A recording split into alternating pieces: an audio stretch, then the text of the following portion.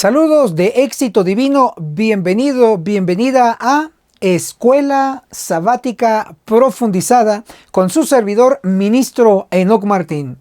En la lección titulada Hijos de la Promesa, con los siguientes titulares: Tu escudo, el sello del Dios vivo; promesa y profecía del Mesías; promesa, nación grande, fuerte y santa; promesa de fama, engrandeceré tu nombre; promesa de la tierra prometida.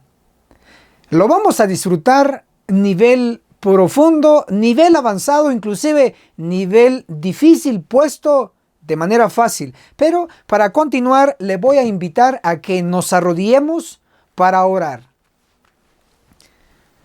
Padre que está en los cielos, santificado sea su nombre. Pedimos su Santo Espíritu, que Él sea nuestro Maestro y nosotros, como siempre, sus alumnos. En el nombre de Cristo Jesús se lo pedimos. Amén. Bienvenidos a la sección bíblica titulada Tu escudo, el sello del Dios vivo. Vamos a tener nuestra primera referencia bíblica aquí. Génesis, el capítulo 15, el versículo 1 declara: Yo soy tu escudo, es decir, tu protección. Lo primero que tenemos que saber es que estas palabras o estos términos son de Dios hacia Abraham. Y le dice que Dios será su escudo. Y escudo es sinónimo de protección. Dicho eso, podemos ver si se aplica esta promesa hecha a Abraham a nosotros o no. Para ello vamos a leer lo que dice aquí en el Nuevo Testamento, Gálatas, el capítulo 3, el verso 29. Si sois de Cristo, linaje de Abraham sois, herederos según la promesa. Puesto que su servidor, puesto que usted y todos los involucrados creemos en Cristo, por lo tanto, la promesa es para nosotros aplicable también. Entonces, dicho eso, vamos a colocar referencias de que escudo es protección. Para ello, vamos a citar en número 1, Deuteronomio, capítulo 33, el versículo 29, declara: el Señor escudo. Ahí está la evidencia. Número 2, vamos a citar Salmo, el capítulo 18, versículo 30. Señor, el escudo. Ahí tenemos. Y la tercera referencia lo encontramos en Salmo 84, el versículo 11. Declara así: escudo es el Señor. Ahí lo tenemos. Y la cuarta referencia lo encontramos en Salmo 144, el versículo 1 y el verso 2. Declara: bendito sea el Señor, escudo mío. Ahí está la palabra.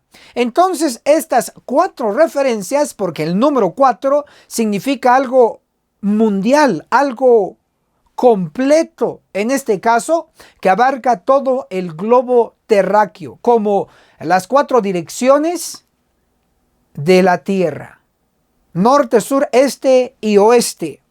4 referencias donde nos muestran que Dios es nuestro escudo, es decir, nuestra protección. Sin embargo, debo de colocar para todos los tipos de estudiantes, en este caso, una ilustración. Y la referencia la tenemos en el Nuevo Testamento. Aquí en Mateo capítulo 13, el versículo 30, declara la Biblia: Juntad el trigo en mi granero. Primero, lo bueno aquí es el trigo y lo malo es la cizaña. La cizaña va a ser quemada y el trigo va a ser juntado en un granero. Ahora, es interesante notar que el granero aquí tiene la función de proteger el trigo. Bien, ahora veamos otra ilustración. Y lo encontramos en el mismo capítulo, en la misma parte de la Biblia, en Mateo capítulo 13. El versículo 48 dice: juntad lo bueno en vasos. En algunas dice vasijas y en algunas dice canastas. Pero tomo esta referencia de la Biblia en inglés que usó Elena de White, la King James. Dice vasos. Por lo tanto, dice que hay que juntar lo bueno en vasos. El contexto es que se tira la red y saca la red peces buenos y peces malos. Los buenos van a ser juntados en vasijas.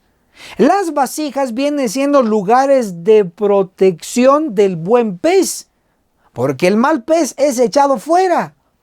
Es interesante entonces que en Mateo 13 tenemos dos ilustraciones de protección, de escudo. Número 1, el granero es escudo, es protección del trigo.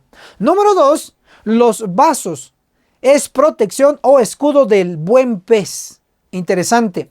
Vemos entonces de que Dios de distintas maneras nos dice que a los fieles los va a proteger con su escudo.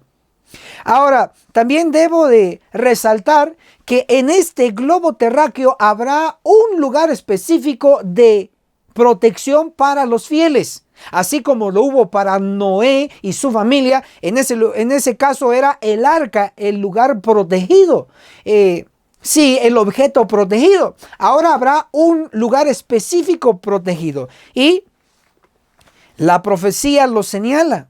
Para ello vamos a citar Apocalipsis, el capítulo, vamos a leer Apocalipsis, capítulo 18, el versículo 4, nos dice así: y oí otra voz del cielo que decía: salid de ella, pueblo mío, para que no participéis de sus pecados y no recibáis de sus plagas. Tenemos que saber que la invitación va a ser a la gran multitud de todas las naciones a que salgan de Babilonia. ¿De dónde? De los metodistas, presbiterianos, luteranos, católicos, etc. Dios les va a hacer un llamado: salid de ahí, pueblo mío. Y dice: para que no seáis partícipes de sus pecados ni recibáis de sus plagas. Implica que al lugar donde Él los va a llevar no va a haber pecados y no van a dañar las plagas. Ahora, entonces, si los saca de un lugar con pecadores, se los lleva a un lugar sin pecadores. Si los saca de un lugar donde van a destruir y caer las plagas, significa que los va a llevar a un lugar donde las plagas no van a dañar. ¿Cuál es ese lugar según la profecía? Para ello voy a dar dos, por lo menos, referencias de la Biblia. La primera, Isaías capítulo 4, el versículo 5, declara así esta profecía: el Señor creará sobre toda la morada del monte Sión, subrayemos, monte Sión, y sobre los que se reúnen una nube de día y de noche, una llamante resplandor de fuego, porque sobre toda gloria habrá un pabellón.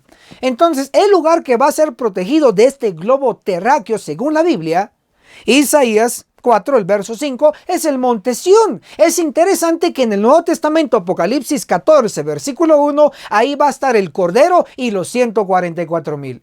Es lógico entonces notar que según Isaías 4, verso 5, ese monte Sión, ese territorio va a ser protegido de día con una nube para dar sombra, y de noche va a ser protegido por fuego. Es lo que dice la profecía. Estamos ubicando entonces el lugar de los últimos días que Dios Cristo va a utilizar en el tiempo del fuerte pregón. El territorio donde está el monte Sión. Bien, allá en el Medio Oriente, en la Tierra Santa. Según la Biblia, Zacarías 2, versículo 12 le llama Tierra Santa. No lo digo yo, está en la Biblia. Ahora, también vamos a dar otra referencia y es la de Zacarías, capítulo 2, también hablando del lugar que va a ser protegido. Zacarías 2, el versículo 5 dice así: yo seré para ella, dice el Señor, muralla de fuego en derredor y su gloria en su interior. Está hablando de un muro de fuego. El Israel antiguo nunca tuvo un muro de fuego. Sí tuvieron un muro de piedra normal y literal. Pero según el contexto, Zacarías capítulo 2 se involucra a Jerusalén. Jerusalén solo existe una original. Y aquí en la tierra. Y está allá en el Medio Oriente. En la tierra de Palestina. Así se le conocía en la Biblia y se le conoce. Entonces Jerusalén, ese territorio, los nombres se dan específicamente para ubicar el territorio. Entonces dice Zacarías 2, el versículo 4, menciona allí a Jerusalén, la ubicación geográfica. Y Zacarías 2:5 dice que Dios lo va a rodear de un muro de fuego. Entonces podemos decir que el lugar donde Dios va a proteger es donde estuvo Adán y Eva, donde estuvo el Edén, donde estuvo Cristo, donde estuvieron los apóstoles, donde estuvieron los patriarcas, donde estuvieron los profetas. Ahí, en ese mismo territorio, Dios los va a proteger ese lugar. Y a los que están ahí, sus habitantes, los va a resguardar. Ningún daño va a caer sobre ellos. Así es como Dios será escudo para ellos, de la manera amplia. Pero para sintetizar y profundizar un poco más, podemos citar Ezequiel capítulo 9, el verso 4, habla de una señal. Y luego Apocalipsis en el Nuevo Testamento, en el capítulo 7, el verso 2, habla de un sello. Entonces, la señal y el sello son lo mismo. Y solo lo van a obtener los que hacen dos cosas: gemir y clamar contra los pecados, según Ezequiel 9, verso 4. Entonces, este sello puesto sobre los fieles que están en contra de los pecados, llámese abominaciones, solamente va a ser colocado en los que llenan los requisitos. Pero es interesante que este sello es una protección sobre los fieles. Para ello voy a citar y voy a leer Testimonios para los Ministros en la página 445. Declara así: los que venzan el mundo, la carne y el diablo serán los favorecidos que recibirán el sello del Dios vivo. Sigo leyendo. Serán reconocidos y señalados como dignos de la protección de Dios. Entonces, los que obtengan el sello del Dios vivo automáticamente van a obtener protección. Surge la pregunta: ¿de qué? Primero, van a ser protegidos de los 5 ángeles que traerán armas destructoras, entiéndase como espadas, según Ezequiel 9, verso 5, según Amós, capítulo 9, verso 10, a espada morirán todos los pecadores de mi pueblo, dice el Señor. Entonces, ¿de qué los va a proteger el sello o la señal en la frente a los que están en contra de los pecados? ¿De qué los va a proteger? Primero, los va a proteger de los 5 ángeles destructores que van a ejecutar el juicio de los vivos en nuestro medio. Y segundo, los va a proteger de cualquier daño de los impíos contra los fieles. Los va a proteger de las plagas, los va a proteger de cualquier arma forjada contra ellos. Bien, y lo que dice el espíritu de profecía en Testimonios para la Iglesia, el tomo 8, en la página 57, declara: los que no tengan la protección de Dios, entiéndase el sello del Dios vivo en su frente, los que no tengan la protección de Dios no encontrarán seguridad en ningún lugar.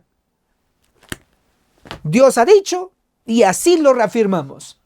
Por lo tanto, queremos ser protegidos de cualquier daño, sea ángeles santos que nunca han caído en pecado. Queremos ser protegidos de estos ángeles destructores que el Señor Cristo va a comisionar para ejecutar a los pecadores. Queremos ser protegidos, el sello. Queremos ser protegidos de los impíos en el tiempo de angustia, el sello. Queremos ser protegidos de las plagas, el sello. Queremos ser protegidos de Satanás, de sus demonios, el sello del Dios vivo. ¿Y cómo obtenemos el sello? Haciendo dos cosas. Dejemos la cobardía, la timidez y cualquier otra media tontería. Tenemos que, según Ezequiel 9:4, número 1, gemir. Número 2, clamar. ¿Contra qué? Contra las abominaciones, contra los pecados. Le van a llamar a usted criticón, enemigo de la iglesia, pero no importa. Usted va a recibir la orden de Cristo, ya la dio. Ahora hay que gemir y clamar contra los pecados, las abominaciones, sin miedo, aunque llámenos como nos llamen. Hermano y hermana, estoy seguro que usted está aprendiendo que el escudo de Dios es el sello del Dios vivo. Y para obtenerlo tenemos que cumplir requisitos. Por lo tanto, déjenos en los comentarios su opinión sobre ello. ¿Está usted gimiendo y clamando contra los pecados? ¿Cómo le llaman a usted? Criticón, disidente, rebelde, enemigo de la iglesia, satánico, fanático. ¿Cómo le llaman a usted? Escríbanos ahí en los comentarios. Pero si todos le dan buenas palabras a usted, entonces, ¿será que usted está cumpliendo la misión? ¿O está guardando silencio y sumándose a los cobardes? Gracias por llegar hasta aquí. Dele me gusta a este video por la palabra escrita que hemos leído. Déjenos su comentario en la sección de abajo y por favor comparta en las distintas redes sociales. Si usted hace así, estará apoyándonos y así nosotros seguiremos grabando estos videos informativos, estos videos proféticos, estos videos instructivos. Y de lo contrario, entonces, finalmente no estará cumpliendo usted la misión. Pero gracias por sumarse. Bienvenidos a la sección bíblica titulada Promesa y Profecía del Mesías. Y esto está basado aquí en la Biblia, en Génesis, el capítulo 28, el verso 4. Dios, haciéndole una promesa a Abraham, le dice: tu simiente. Obsérvese que está en singular y no en plural. Se refiere a un personaje. Gálatas interpreta en el Nuevo Testamento, en el capítulo 3, el verso 16, de la siguiente manera. No dice y a las simientes, como si hubiese y hablase de muchos, sino como de uno, a tu simiente, el cual es Cristo. Entonces Pablo dice claramente que está en singular el asunto, tu simiente, y no en plural, tus simientes. Entonces eso que está en singular, tu simiente, hace referencia a Cristo. Entonces en Génesis capítulo 28, verso 4, hablando de tu simiente, hace referencia a Cristo. Así lo interpretó el apóstol Pablo. Ok, eso fue una promesa que se da a Abraham, que de él iba a venir una simiente, el Mesías, el Salvador, el Redentor. Esa es una promesa. Pero ahora vamos a ver lo que la profecía señala. Y para ello vamos a citar Isaías, el capítulo 16, el versículo 1. Declara: enviad el Cordero al Señor de la tierra, desde Selá a través del desierto al monte de la hija de Sión. Esta es la versión correcta basada en la King James, en inglés, la Biblia que usó Elena G. de White, una gran escritora y sobre todo inspirada como profetisa. Isaías 16, verso 1, habla de un cordero en singular. De hecho, el cordero único en su clase.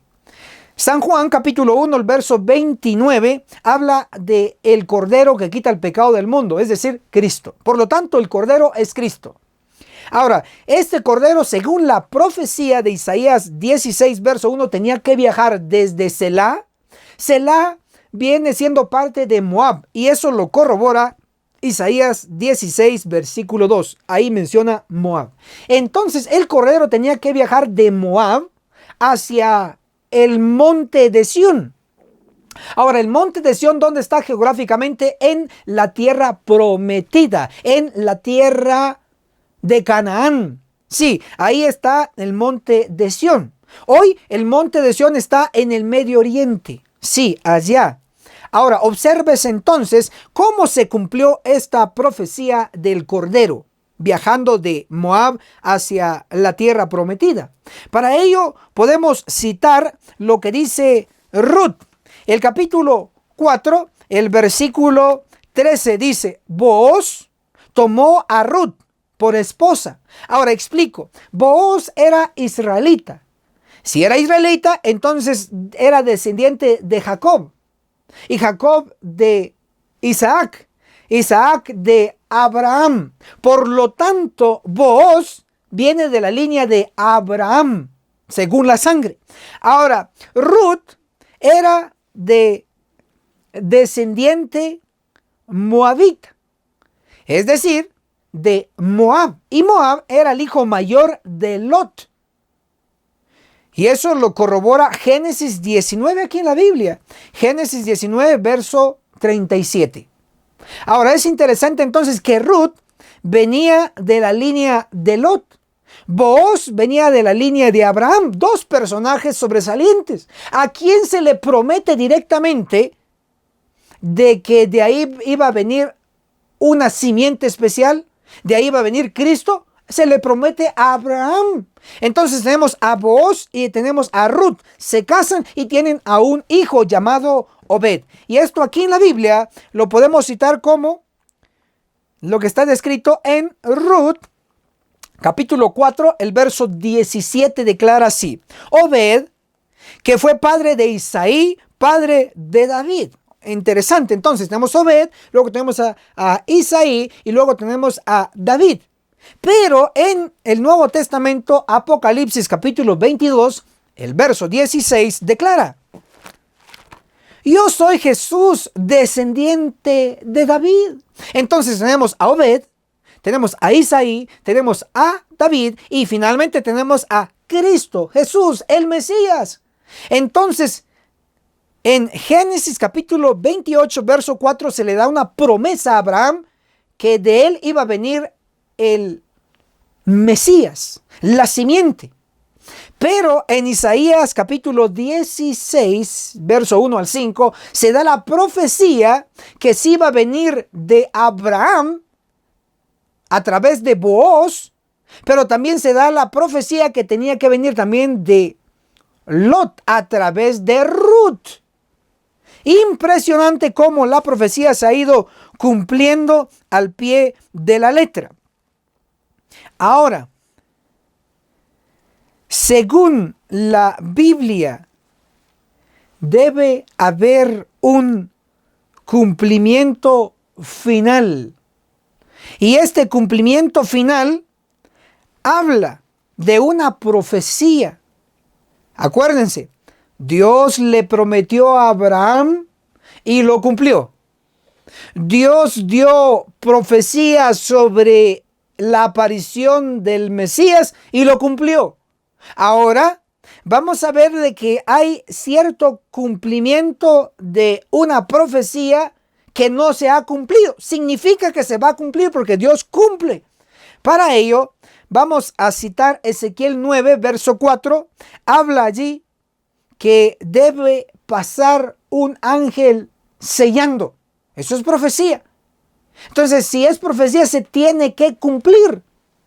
Luego tenemos en Ezequiel capítulo 9, versículo 6, la profecía destructiva de los que no van a recibir el sello del Dios vivo. Si es profecía, se tiene que cumplir. No se ha cumplido. Ahora, ¿cómo yo sé que no se ha cumplido esta profecía? Pero el hecho de que así como Dios prometió a Abraham y dio una profecía que de ahí va a venir la simiente, Cristo el Mesías, y se cumplió, significa que esto que aún no se ha cumplido se va a cumplir también. Hablando del juicio de los vivos. Ezequiel capítulo 9, ¿ya se cumplió o no se ha cumplido? No se ha cumplido. ¿Cuál es la evidencia que nos respalda? Bueno, podemos citar ahí manuscritos inéditos. El tomo 1 en la página 241 dice: estudien el capítulo 9 de Ezequiel, estas palabras se cumplirán literalmente. No dice ya se cumplió, dice se cumplirán. Está en futuro. ¿Y en dónde se va a cumplir? Les cito ahora Testimonios para la Iglesia, el tomo 5, en la página 196. Declara así. Ezequiel capítulo 9, versículo 5 y versículo 6. Matad viejos, mozos, vírgenes, niños y mujeres, hasta que no quede ninguno.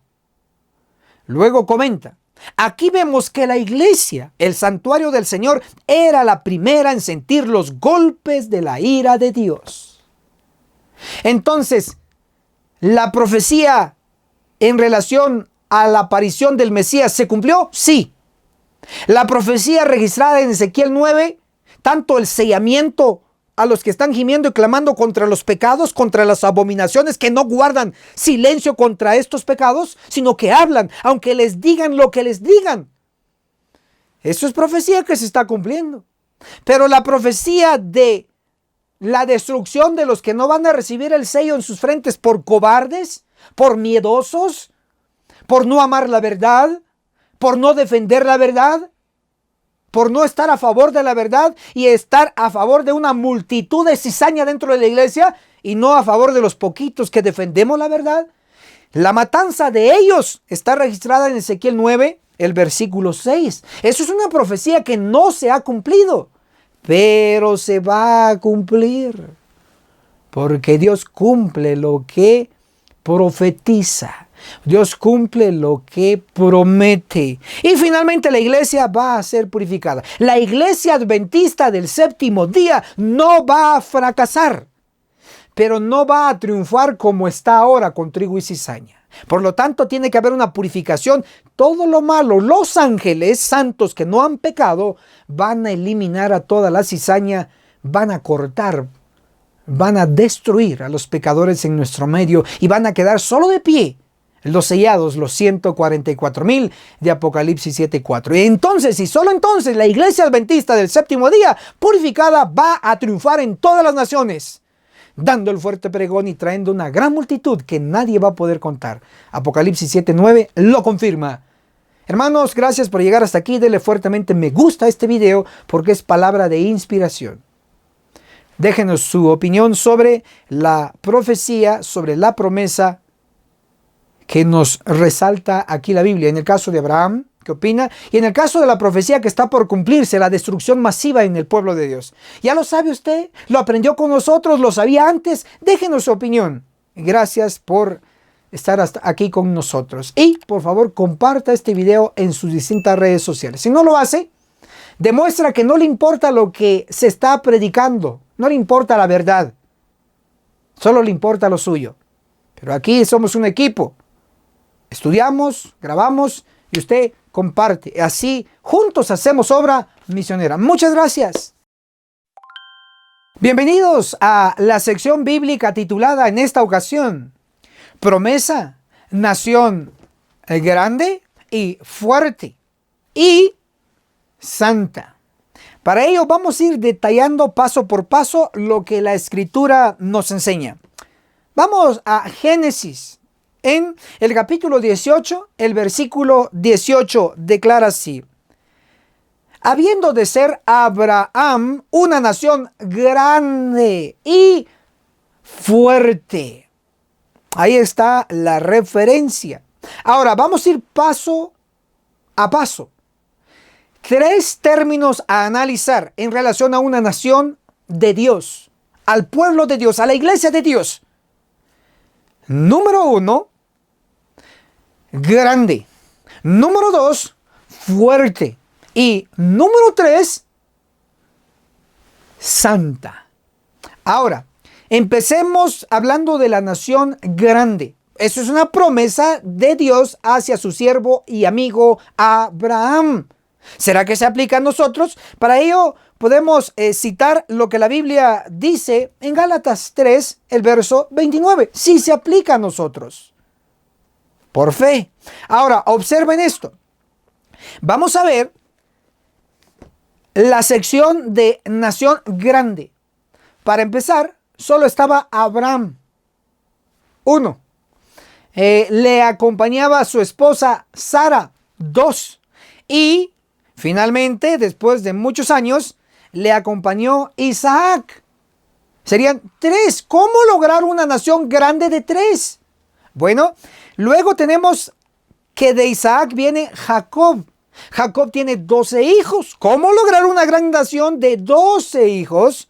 Pero luego tenemos aquí en la Biblia la descripción en Génesis, el capítulo 46, el versículo 27. ¿Y qué es lo que nos dice ahí? Bueno, dice esto. Y los hijos de José que nacieron en Egipto, 2 personas. Todos los de Jacob que entraron en Egipto, 70 personas. Si notan entonces que toda la familia de Jacob que entró a Egipto eran 70 personas. ¿Cómo lograr una gran nación de 70 personas? ¿Tiene lógica? Pues al parecer no. Pero vamos a seguir desarrollando el asunto. Y vamos a ver que la Biblia nos menciona en Génesis 46, el versículo 3. No temas de descender a Egipto, porque allí haré de ti una gran nación. Entonces Dios le dice específicamente a Jacob dónde iba a ser una gran nación, en Egipto. Ahora, veamos, cuando entraron a Egipto, 70 almas, 70 personas. Pero cuando salen de Egipto, según la numerología o los datos estadísticos que nos da la Biblia, vamos a citar Éxodo, el capítulo 12, el versículo 37, dice 600 hombres. No, corrijo, 600,000 hombres. Observamos entonces, entraron a Egipto 70 hombres. 70 almas, 70 seres humanos, pero a la salida, según Éxodo 12, verso 37, fueron 600,000 hombres. Bueno, ahora veamos qué dice el espíritu de profecía en Patriarcas y Profetas, el capítulo 25, en la página 286. Esto es interesante. Dice así: como 600,000 hombres de a pie. Esta multitud se componía no solo de los que obraron movidos por la fe en el Dios de Israel, sino también un número mayor de individuos que trataban únicamente de escapar de las plagas y que se unieron a las columnas en marcha por pura excitación y curiosidad. ¿Qué está diciendo esta cita? Que de los 600,000 hombres de a pie, un gran número sencillamente se unió por excitación, se unió al grupo por curiosidad, no por conversión. Entonces, ahí tenemos esto que nos menciona la Biblia. Hasta aquí estamos tocando lo que es una nación grande. Ya llegamos al número 600,000 hombres que ya conformaban el pueblo. Aunque unos convertidos y otros no convertidos, trigo y cizaña juntos, siempre han estado desde la caída en pecado. Ok, ahora analicemos lo que es la nación fuerte. Porque de acuerdo a Génesis 18, verso 18, tiene que ser una nación grande, ya lo expliqué, y una nación fuerte. Pero preguntamos, ¿los israelitas fueron una nación grande? Respondemos sí. Pregunto, ¿fue una nación santa? Respondemos no. Ahora en esta sección, la nación fuerte, ¿lo fue o no lo fue? Para ello vamos a citar lo que dice la Biblia. Y vamos a leer Éxodo, capítulo 32. El versículo 11 declara así: tu pueblo que tú sacaste con mano fuerte. Entonces, ¿era fuerte el pueblo? Sí, porque Dios estaba con ellos. Vean todas las plagas que cayeron en Egipto. El mar se abrió, etcétera, etcétera. Claro, una nación fuerte porque Dios los acompañaba. Luego tenemos aquí en la profecía Isaías 51, el versículo 10 pregunta: ¿no eres tú el que abatió a Egipto, el que hirió al dragón? ¿Qué hizo el pueblo de Israel en Egipto? Abatió a Egipto, los hizo zarandear, temblar. Pero hay algo interesante aquí, dice el que hirió al dragón. ¿Quién es el dragón? Satanás. Entonces fue el pueblo de Israel que hirió al dragón. Eso es interesante. Por lo tanto, preguntamos, ¿el pueblo de Israel, descendientes de Abraham, era una nación fuerte? Respondemos, sí. Preguntamos nuevamente, ¿el pueblo de Israel fue una nación santa? Y respondemos, no.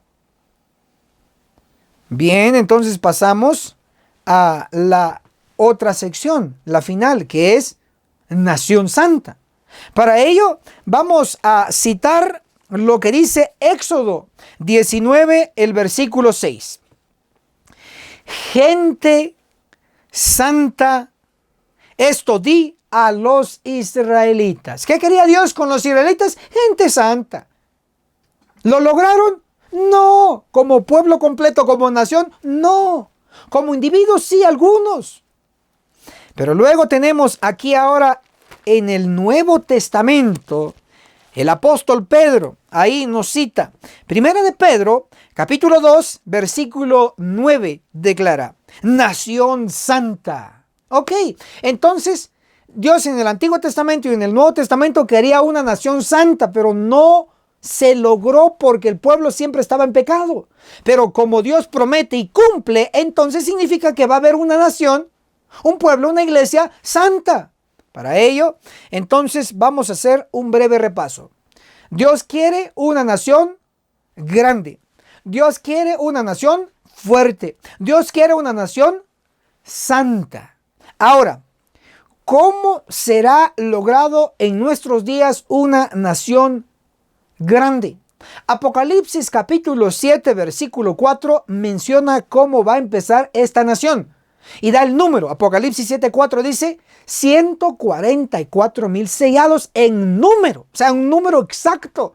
Así va a empezar esta nación grande con 144,000 fieles adventistas del séptimo día, sobrevivientes del juicio de los vivos. Pero no termina ahí. Apocalipsis 7:9 dice, y después de que existan los 144,000, Apocalipsis 7:9, y después vi una gran multitud que ninguno podía contar. ¿De dónde? De toda nación. Entonces observamos que Apocalipsis 7 nos muestra cómo va a ser el comienzo de esta nación grande. Primero, 144,000 sobrevivientes de Ezequiel 9, de esa matanza descrita ahí. 144,000, ellos van a todas las naciones, traen una gran multitud de convertidos de todas las religiones. Entonces ahí es donde se va a lograr la nación grande. Primero con los 144,000 y segundo con la gran multitud. Ahora, ¿cómo se va a lograr una nación fuerte? Muy fuerte. ¿Cómo? La profecía de Joel, el capítulo 2, el versículo 2 dice, un pueblo grande y fuerte nunca ha habido jamás. Entonces la profecía señala que va a haber un pueblo grande y fuerte. Los 144,000 seguidos por la gran multitud. ¿Cómo se va a lograr una nación santa? Según la Biblia, podemos citar Efesios, el capítulo 5, el verso 27, dice, una iglesia santa. Dios vendrá por una iglesia santa y sin arrugas, sin mancha. Por lo tanto, debe haber un proceso de purificación. Hoy, como iglesia, no somos una iglesia santa. Somos una iglesia impura, es decir, con trigo y con cizaña, con buenos y con malos, con los que están luchando en no pecar y con pecadores empedernidos. Entonces debe haber un proceso. Y les cito Testimonios para la Iglesia, el tomo 5, en la página 75 declara así: pero los días de la purificación de la iglesia se aproximan velozmente. Dios se propone tener un pueblo puro y leal. Entonces, la iglesia tiene que hacer frente muy próximo el juicio de los vivos, registrado en Ezequiel 9, versículo 6, donde van a morir 5 categorías por 5 ángeles con espadas. Y finalmente la iglesia llegará a ser pura, santa, sin arruga, ni cosa parecida. La iglesia adventista del séptimo día, con la autoridad de la Biblia, declaramos que va a triunfar, pero no con los hipócritas que hay en su medio, no con los pecadores, no con la cizaña, solo con el trigo, solo con los santos. Hermano y hermana, puesto que esto es palabra de Dios, denle me gusta a este video. Déjenos su opinión sobre la nación santa, sobre la nación grande, sobre la nación fuerte. ¿Qué opina sobre ello? En la sección de los comentarios. Y por favor, comparte este video en sus distintas redes sociales. Así juntos haremos obra misionera. Yo estudio, yo grabo, aquí editamos y luego usted comparte. Pero no me deje toda la tarea. Haga una parte, comparta. Muchas gracias. Bienvenidos a la sección titulada Promesa de fama. Engrandeceré tu nombre. Esta es la sección. Bienvenidos. Génesis, el capítulo 12, el versículo 2 declara: engrandeceré tu nombre. Esta es una frase dirigida de parte de Dios hacia a su amigo Abraham. Engrandeceré tu nombre. ¿Será que solo se aplica a Abraham o se aplica también a nosotros? Para ello, vamos a citar lo que dice aquí en el Nuevo Testamento. Gálatas capítulo 3, versículo 29 dice: si sois de Cristo, herederos según la promesa.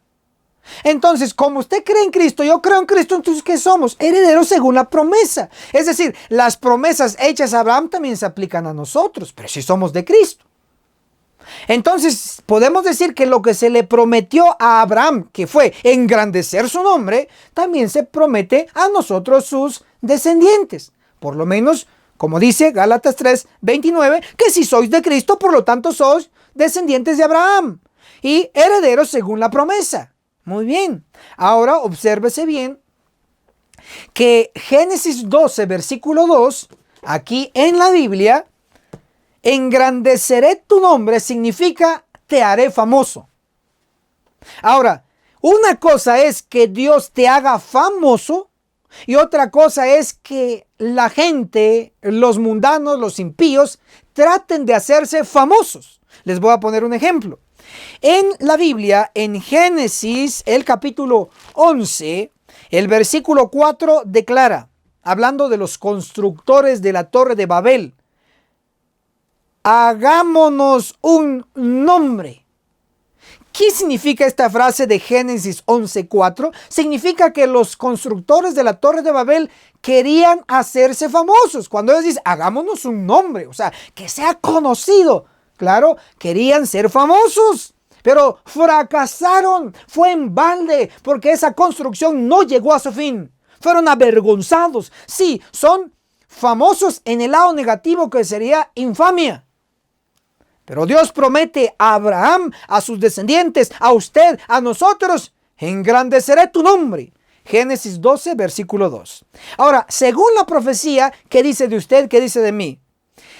Isaías 61, versículo 9, dice así: sus descendientes serán conocidos entre las naciones.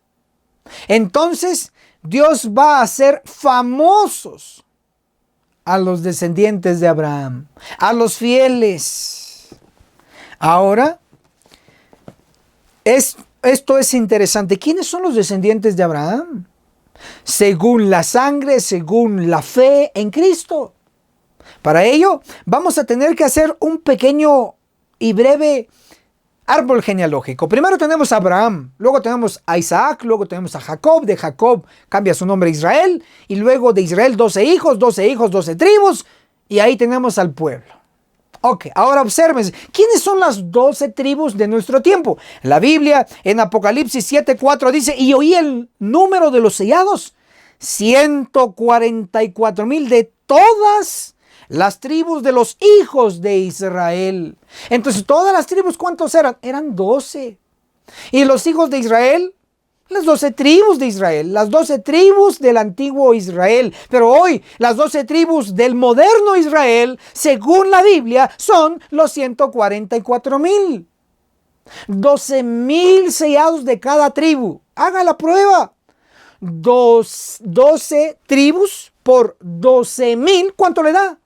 Eran 12 tribus en total y 12,000 de cada tribu, según Apocalipsis 7, desde el versículo 5 hasta el versículo 8, dice que 12,000 de cada tribu. Si son 12 tribus y cada tribu 12,000, entonces multiplique 12 por 12,000 igual 144,000. Por lo tanto, los descendientes de Abraham, hoy adventistas del séptimo día, fieles a la verdad presente, gimen y claman contra los pecados, contra las abominaciones, según Ezequiel 9:4. Hoy, los descendientes de Abraham se les llama con su número electo, selecto, especial, 144,000 exactos, ni más ni menos. Ellos serán los famosos, conocidos entre las naciones. Y se cumplirá Isaías 61:9, sus descendientes serán conocidos entre las naciones. Y se cumplirá a su perfección Génesis 12, versículo 2. Engrandeceré tu nombre. ¿Quiere usted ser famoso? ¿Que Dios lo haga a usted famoso? No que usted intente ser famoso. ¿Quiere usted ser famoso? Entonces, sea uno de los 144,000. Entonces, tiene que cumplir los requisitos para ser sellado. Ezequiel 9:4 dice, gemir y clamar. Hermanos, que yo sí estoy orando, estoy gimiendo, estoy ayunando. Perfecto, 100 puntos. Pero no está clamando, olvídese del sello. ¿Qué es clamar? Es predicar, es enseñar, es compartir, es hacer obra misionera, es hablar la verdad. No quedarse quieto sin hacer nada. Sino que clamar es predicar, enseñar. Y usted puede predicar compartiendo, enseñando lo que se comparte aquí en este video.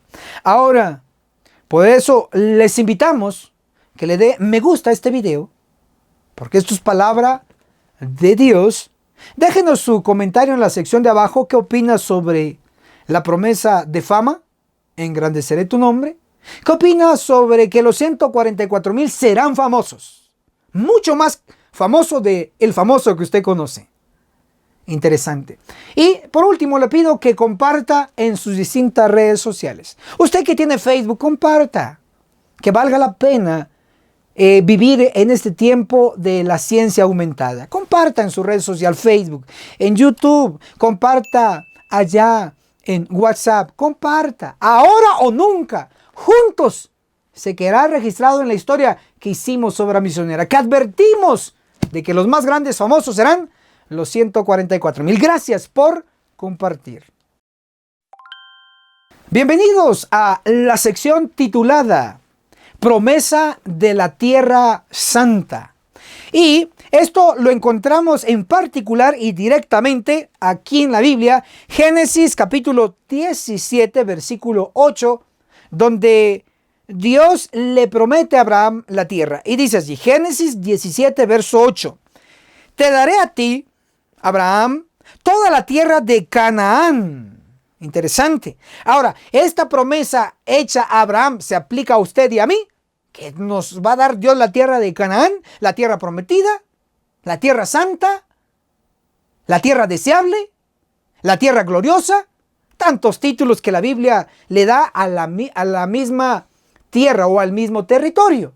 Ahora entonces, Gálatas capítulo 3, verso 29 dice, de cierto, si sois de Cristo, descendientes de Abraham sois, y herederos de la promesa, ¿Sí? ¿Notan entonces que si creemos en Cristo, somos herederos también junto con Abraham? Entonces, herencia habla de territorio, de tierra. A Abraham se le prometió una herencia, un territorio, la tierra prometida, la tierra santa, la tierra gloriosa, etc. Pero así como se le prometió a él, se nos promete a nosotros a través de creer en Cristo. Según Gálatas capítulo 3 verso 29. Entonces, en síntesis, este tema es para usted y para mí. Hay una herencia. No le dejó herencia a su papá, no le dejó herencia a su mamá, nadie le dio nada, ni le van a dar nada, humanamente hablando, pero hay una promesa de herencia, de tierra para usted. Lo dice la Biblia. Entonces, vamos a citar aquí en la Biblia lo que nos menciona sobre la frase tierra prometida. O sea, como Dios le promete una tierra a Abraham, entonces ahí surge la frase de tierra prometida, tierra de Canaán, etc. Voy a citar Génesis, aquí en la Biblia, el capítulo 50, el verso 24 declara así: la tierra que él prometió. De ahí surge el asunto de la frase tierra prometida. Vamos a la segunda referencia que le voy a obsequiar. Jueces, el capítulo 2, el versículo 1, declara así: la tierra que había prometido. Entonces ahí está la evidencia de la frase la tierra prometida. Es la tierra de Canaán. Es la tierra que hoy está ubicada ya en el Medio Oriente, en el otro lado del mundo. Esa es la tierra prometida. Si Dios le prometió ese territorio a Abraham, según Gálatas 3:29, se aplica también a usted y a mí. Entonces eso se lo prometió a Abraham, a Isaac, a Jacob, pero también se lo promete a usted. Ese es el énfasis que queremos dar basado en la Biblia. Ahora, voy a dar también las citas, las referencias, que no solamente se lo prometió a Abraham, se lo prometió a su descendencia, en este caso a Isaac. Y eso está en Génesis capítulo 26, del versículo 1 al 5. A Isaac. Pero también se lo prometió a Jacob. Y eso lo podemos encontrar en Génesis 28, versículo 13, versículo 15. Y lo corrobora Génesis capítulo 35, el versículo 12. En síntesis, podemos decir que Dios le prometió esta tierra a Abraham, lo sabíamos, a Isaac, y se lo prometió a Jacob. Ahora, lo interesante es que hay una profecía de que Dios va a darle a los que vivimos en los últimos días lo que le prometió a Abraham, Isaac y a Jacob, la tierra. Y la primera referencia que le voy a dar es Jeremías, capítulo 30, versículo 3. Porque vienen días, dice el Señor, no el hombre, no yo, dice el Señor, en que haré volver a los cautivos de mi pueblo Israel y Judá. Dice el Señor, los devolveré a la tierra que di a sus padres y la poseerán. Israel 10 tribus, Judá 2 tribus. 10 más 2, 12. ¿Quiénes son las 12 tribus? Apocalipsis 7:4 dice 144,000 de todas las tribus de Israel, y las todas son 12. Por lo tanto, Jeremías 30 verso 3 se aplica a los 144,000 cuando dice: los devolveré a la tierra que di a sus padres y la poseerán. Esta es una promesa profética que jamás se ha cumplido, porque Dios expulsó a Israel las 10 tribus y jamás regresaron, porque Dios le prometió la tierra a los judíos también, pero viene Babilonia, los lleva cautivos, ellos regresan, pero luego vienen los romanos, los expulsan en el año 70. Y hoy por hoy, tanto las 10 como las 2 tribus, según la Biblia, no yo, según la Biblia, Santiago 1:1 dice: saludos a las 12 tribus que están esparcidas. ¿Dónde están las 12 tribus? Esparcidas. Están en varias partes del mundo. Están en su país, en mi país. Están esparcidas las 12 tribus. Si están esparcidas, hay profecías que indican que van a regresar a su tierra. Y Él es Cristo, Dios, el que lo promete. Así que no me crea a mí, créale a Cristo. Si duda, no duda de mí, duda de Cristo y de su palabra. Segunda referencia que les voy a obsequiar en esta ocasión, y esta está súper clara. Ezequiel 37, el versículo 21 declara: y les dirás así, dice el Señor el Eterno. O sea, no lo estoy diciendo yo, no lo dice el ministro Enoch Martín, dice el Señor el Eterno: yo tomo a los israelitas entre las naciones a donde fueron, su país, el mío. Los juntaré de todas partes y los traeré a su tierra. Leí Ezequiel 37, el verso 21. Ahora voy a leer Ezequiel 37, verso 22. Los haré una nación en la tierra, en los montes de Israel, y tendrán un solo rey. Y nunca más serán dos naciones, y nunca más serán divididos en dos reinos. Bien claro de dónde Dios mismo, Cristo mismo, los va a reunir. En la tierra prometida, en el Medio Oriente, en el otro lado del mundo, allá en el monte Sión, lo corrobora Apocalipsis 14:1. Vio al Cordero y con él a los 144,000 en el monte Sión. No me crea a mí, créale a la Biblia. Ezequiel 37, el verso 21 dice: así dice el Señor. ¿Quién es el Señor? Es Cristo. Créale a Cristo, tanto que habla de Cristo, tanto que habla de su amor, tanto que habla de amor y amor y amor y amor de Cristo. Ahora créale a quien usted habla tanto de Cristo, créale a Él. Dice el Señor que los va a reunir de entre todos los países y los va a llevar a su tierra. Palabra de Dios. Si su corazón ha sido lleno de esta verdad, dele me gusta. Y si está vacío, dele me disgusta. Déjenos su comentario sobre la tierra, la promesa de la tierra prometida. Para usted y para mí. Claro, para Abraham y sus descendientes, pero también para usted y para mí. Déjenos su comentario en la sección de abajo y, por favor, comparta este video. Es el último llamado que le hacemos a compartir. Sea parte de tal vez esta última obra misionera. Tal vez sea la última. Uno nunca sabe. Esta es su oportunidad de compartir verdad. Use lo que Dios le ha permitido, las redes sociales. Comparta ya, por favor. Muchas y muchas gracias. Ya saben dónde nos vamos a ver. En la cumbre del Monte Sión. Hasta la próxima. Hermanos y hermanas, gracias por llegar hasta aquí. La agencia misionera, con sede en Guatemala, les proporciona 3 cursos intensivos con el objetivo de que usted se prepare para los últimos días y juntos podamos dar el fuerte pregón.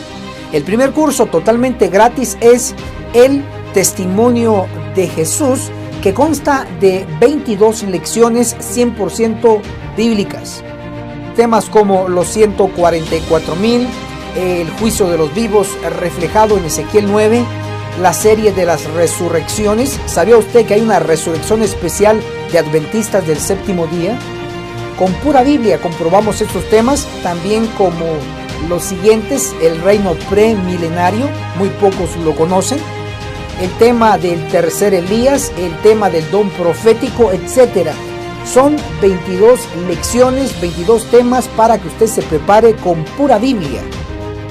Y el segundo curso se titula Daniel, el perfecto arte profético, donde su servidor, ministro Enoch Martín, explico capítulo por capítulo del libro profético de Daniel, que consta de 12 capítulos.